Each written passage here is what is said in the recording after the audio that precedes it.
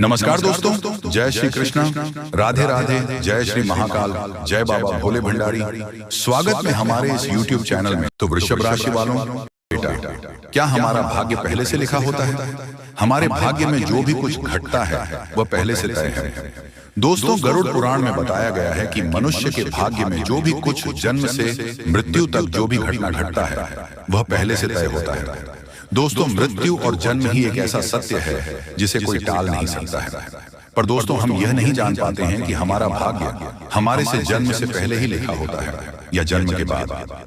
लेकिन गरुड़ पुराण में जन्म मरण कर्म के बारे में विस्तृत रूप से जानकारी दिया गया है।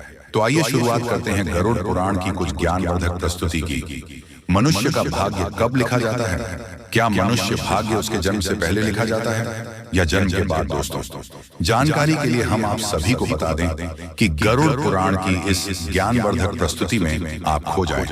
उससे पहले हम आपको बता दें कि इस वीडियो को आधा अधूरा देखने की गलती बिल्कुल भी न करें, क्योंकि यह गरुड़ पुराण की प्रस्तुति है जो आपके जीवन से जुड़ी हुई है। गरुड़ पुराण की इस रहस्य में ज्ञान को जानने के बाद आपके जीवन से जुड़ी समस्त लोभ, क्रोध, मुभा, गरीबी, संकट, परिवार में कलह, क्लेश, दुखों का अंत होगा।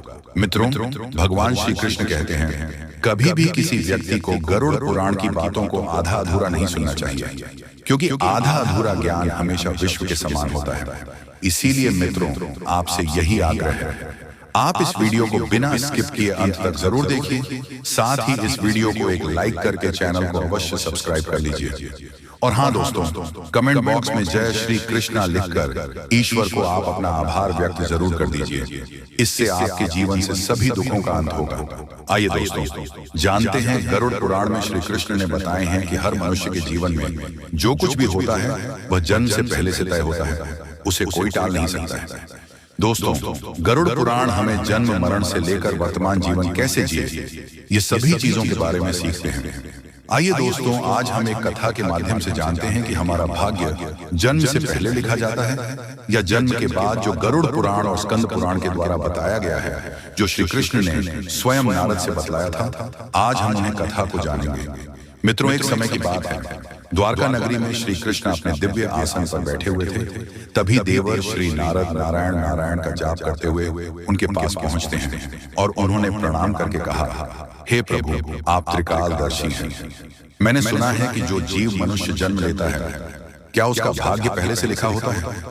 हे प्रभु, मैं जानना चाहता हूं कि मनुष्य के साथ जो कुछ घटना घटित होती है वह उसके जन्म से पहले तय होती है या वह पिछले जन्म का भोग भोगता है। क्या यह सत्य है या हम अपनी मेहनत और कर्मों से इसे बदल सकते हैं? फिर भगवान श्री कृष्ण नारद की बात सुनकर मुस्कुराए और बोले, हे नारद, आपका यह प्रश्न बहुत ही गूढ़ और महत्वपूर्ण है, जो मानव जाति के लिए उसके जन्म, कर्म और मृत्यु पर आधारित है। फिर भगवान श्री कृष्ण बोले, हे नारद, मैं तुम्हें एक कथा सुनाता हूँ जो न केवल तुम्हारे इस प्रश्न का उत्तर देगी, बल्कि हर मनुष्य के लिए एक चेतावनी और प्रेरणा भी होगी। तुम इस कथा को पूरे ध्यान पूर्वक आखिरी तक सुनो। कृष्ण बोले, हे नारद, यह गरुड़ पुराण की है। जो यह कथा को आधा अधूरा सुनने की गलती करता है उस पर भारी संकट आता है, क्योंकि आधा अधूरा ज्ञान हमेशा विश्व के समान होता है। कृष्ण बोले, हे नारद, इस कलयुग भरी संसार में जो मनुष्य इस कथा को पूरे ध्यान पूर्वक आखिरी तक सुन लेगा और समझ लेगा, उसका इस संसार से सभी पाप कर्म, क्रोध, मोह से मुक्ति मिलेगा। फिर नारद बोले, हे प्रभु, मैं उस कथा को पूरे ध्यान पूर्वक आखिरी तक सुनूंगा। आप उस कथा को निश्चित हो सुनाएं। फिर श्री कृष्ण ने नारद को वह कथा सुनाते हुए कहा, हे नारद, प्राचीन काल में एक विशाल और समृद्ध राज्य था जिसका नाम अक्षयपुरी था। उस राज्य का शासक राजा रत्नधर्म था। राजा रत्नधर्म अत्यंत धर्मात्मा और न्यायप्रिय था। वह सदैव अपने राज्य के प्रजा के कल्याण के लिए काम करता था और धर्म का पालन करता था। उसे भगवान से एक संतान का आशीर्वाद चाहिए था, ताकि वह अपने राज्य का कार्यभार किसी योग्य उत्तराधिकारी को सौंप सके। फिर हे नारद, राजा रत्न धर्म और रानी दोनों ने कई वर्षों तक तपस्या की। इससे भगवान शिव ने प्रसन्न होकर उसे संतान होने का वरदान दिया। फिर एक दिन भगवान शिव के आशीर्वाद से रानी गर्भवती हुई। राजा और रानी अत्यंत प्रसन्न थे, क्योंकि वह चाहते थे कि उनका बेटा महान शासक बने और राज्य को सुख समृद्धि की ओर ले जाए। परंतु जब रानी ने बेटे को जन्म दिया तो वह बच्चा विकलांग और शारीरिक रूप से कमजोर था। उसके शरीर की हड्डियां टूटी हुई थीं और वह शारीरिक रूप से सक्षम नहीं था। राजा रत्नधर्म का दिल टूट गया। उसने भगवान से यह सवाल पूछा कि ऐसा क्यों हुआ। तब राजा रत्नधर ने भगवान श्री कृष्ण से मिलने का निर्णय लिया और उन्हें अपने दुखों को साझा करने के लिए वहां पहुंचे। राजा ने भगवान से पूछा है, प्रभु मैंने इतनी तपस्या की, यज्ञ किए, फिर भी मेरे बेटे का जन्म विकलांग क्यों हुआ? मैंने भगवान शिव से आशीर्वाद लिया था, लेकिन ऐसा क्यों हुआ? क्या यह मेरे भाग्य में पहले से लिखा हुआ था? फिर श्री कृष्ण मुस्कुराए और कहा, हे राजा, तुम सही कहते हो कि तुम्हारा पुत्र विकलांग जन्मा है। क्या तुम जानते हो कि तुम्हारे पुत्र का जन्म इस प्रकार क्यों हुआ है? यह तुम्हारे द्वारा किए गए पूर्व जन्मों के कर्मों का फल है। यह तुम्हारे पिछले जन्म के कर्मों का परिणाम है जो तुम्हारे भाग्य में लिखा हुआ था, लेकिन इसका कारण यह नहीं है कि तुम्हारा भाग्य पहले से निर्धारित था। जी हाँ दोस्तों, यह घटना तुम्हारे और तुम्हारे बेटे के कर्मों का फल है जो उसके पिछले जन्मों से जुड़ा हुआ है। राजा ने आश्चर्यचकित होते हुए पूछा, हे प्रभु, क्या भाग्य वास्तव में पहले से लिखा होता है? श्री कृष्ण ने कहा, जन्म, मृत्यु और जीवन के उतार चढ़ाव पहले से निर्धारित होते हैं, लेकिन हम जो कर्म करते हैं वह हमारे भाग्य को बदल सकते हैं। जिस दिन तुम्हारे बेटे का जन्म हुआ उस दिन तुमने एक विशेष संतान का वरदान प्राप्त किया था, लेकिन उस संतान को चुनौतियां मिलना जरूरी था ताकि वह अपने जीवन में धैर्य, साहस और पराक्रम को विकसित कर सके। लेकिन उसका भविष्य केवल उस समय के कर्मों से नहीं होता है, बल्कि यह तुम्हारे पिछले जन्मों के कर्मों का परिणाम है। श्री कृष्ण ने राजा रत्नधर्म से कहा है, राजन, भाग्य और कर्म में बहुत गहरा संबंध है। हमारे कर्म ही हमारे भाग्य का निर्माण करते हैं। यही कारण है कि हमें जीवन में अपने कर्मों को सदैव धर्म और सत्य के मार्ग पर रखना चाहिए। श्री कृष्ण ने कहा, हे राजा, जो कुछ भी तुम्हारे जीवन में घटित होता है वह तुम्हारे पिछले जन्म के कर्मों का परिणाम है। यदि तुम्हारा बेटा विकलांग जन्मा है तो यह उसकी आत्मा के पिछले जन्म के कर्मों का फल है। जब तुम एक पुण्य आत्मा के रूप में जन्म लेते हो तो तुम्हारे जीवन में कठिनाइयां और संघर्ष जरूर होंगे, क्योंकि इस दुनिया में हर आत्मा को कुछ ना कुछ कष्ट भोगना पड़ता है ताकि वह अपने पिछले कर्मों को समाप्त कर सके।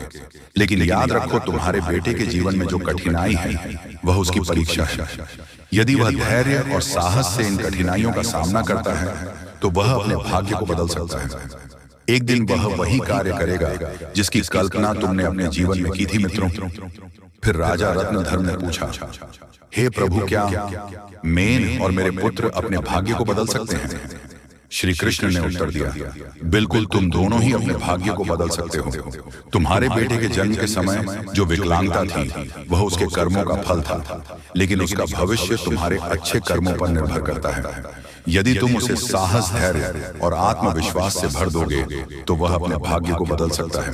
तुम्हारे अच्छे कर्मों के परिणाम स्वरूप वह एक दिन महान बनेगा और राज्य का भार संभालने में सक्षम होगा। मित्रों, फिर भगवान श्री कृष्ण ने आगे कहा, भाग्य एक चक्र के समान है जो कर्मों के आधार पर घूमता रहता है। जब तुम अच्छे कर्म करते हो तब तुम अपने भाग्य को सुखमय बना सकते हो। फिर आगे श्री कृष्ण से राजा रणधर ने कहा, क्या भाग्य निश्चित रूप से पिछले कर्मों से जुड़ा होता है? श्री कृष्ण बोले, जी हाँ, लेकिन उसे बदलने की शक्ति तुम्हारे हाथों में है।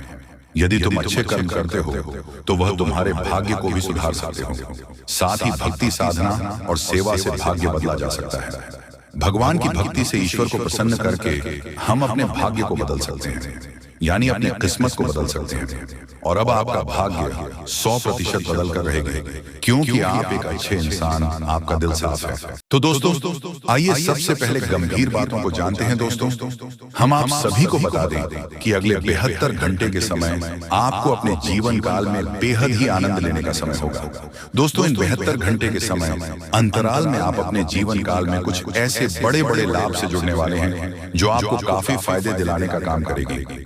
दोस्तों, जानकारी के तौर पर हम आपको बता दें, अगर आप अपने घर परिवार में वृद्धि करने का प्रयास तो पूरा करते हैं, लेकिन दोस्तों, अगर आपके घर परिवार में वृद्धि नहीं हो रहा है, घर परिवार में नकारात्मक ऊर्जा प्रवेश है, घर में किसी को अच्छा नहीं लग रहा है, घर की हालात पूरी तरह से अगर बिगड़ा बिगड़ा सा लग रहा है, दोस्तों, परिवार में सुख शांति दिखाई नहीं दे रहा है, एक के बाद एक समस्या परिवार में आती रही है, वहीं दोस्तों, अगर छोटी छोटी बात को लेकर घर परिवार में झगड़ा, लड़ाई, विवाद, क्लेश अगर मचा रहता है, दाम्पत्य जीवन में मधुरता दिखाई नहीं दे रहा है, एक दूसरे में अलगाव हो रहा है, दोस्तों यूं कहें तो अगर कोई भी इंसान आपके घर परिवार में आग लगाने का काम कर रहे हैं दोस्तों, परिवार की सुख शांति पूरी तरह से अगर छीन गई है, आप जीवन में खुश रहने का तो बहुत प्रयास करते हैं, लेकिन दोस्तों खुश रहे ही नहीं पाते हैं, क्योंकि समस्या और परेशानी आपको खुश रहने नहीं दे रहा है।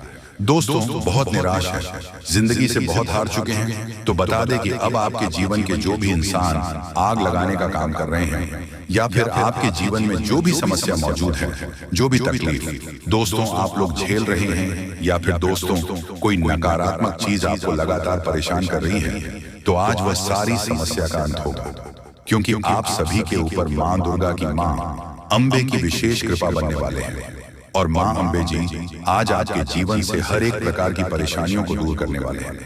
दोस्तों कुछ उपाय हैं जिन्हें हम आपको बताएंगे और जिन्हें आपको करना है, तभी आपके घर परिवार की नकारात्मक चीज दूर होंगे और घर परिवार में हमेशा वृद्धि होंगे। दोस्तों वैसे तो आज मां अंबे जी आपके जीवन के उन सभी प्रकार के कांटे को दूर करने वाले हैं जो इंसान आपके जीवन में मौजूद है, जो आपके घर परिवार में आग लगाने का काम कर रहे हैं, जो आपकी जिंदगी को बर्बाद करना चाहता है, तो उनकी जिंदगी तो आज खुद बर्बाद होगी, क्योंकि मां अंबे जी का क्रोध उन पर अब बरसने वाली है, जो आपकी जिंदगी को बर्बाद करने पर तुला हुआ है। मित्रों इन 62 घंटे के भीतर बर्बादी का मंजर आप लोग खुद अपने दुश्मनों को देखने वाले हो, क्योंकि मां अंबे का गुस्सा बढ़ चुका है।